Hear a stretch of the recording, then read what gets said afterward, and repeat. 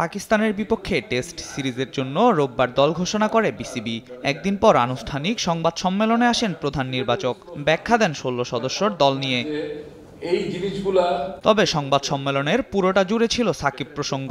Gazi Ashraf Hossain লিপুও test মেজাজে স্পষ্ট করেন সবকিছু। এটা তার পারফরমেন্সের আলোকেই যাচ্ছে। সোফার তিনি তার পারফরমেন্স দিয়ে তাকে নিজেকে যে জায়গায় নিয়ে যেতে পেরেছেন, এন্ড তার যে adjustability in different format of cricket, পাকিস্তানের বিপক্ষে তার রেকর্ড, সবকিছু মিলিয়ে তিনি যাচ্ছেন। এ সময় উঠে আসে খেলোয়াড়দের রাজনীতি প্রসঙ্গ।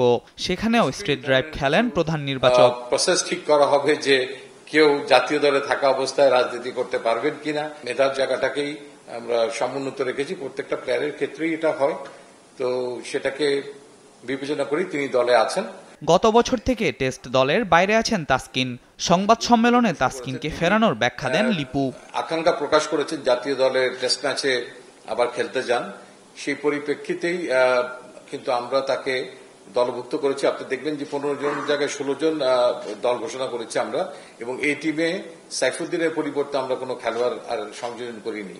সো দ্যাট এখান থেকে আমরা তাসকিন আহমেদকে সেকেন্ড 4 দিনের যে খেলাটা থাকবে এই টিমের, তার জন্য অ্যাভেলেবল করে দিব।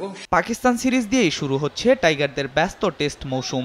আগামী 21 আগস্ট রাওয়ালপিন্ডিতে প্রথম টেস্ট, করাচিতে দ্বিতীয় test 30 August. Al Mahmud Fahim, sports desk, দেশ টিভি।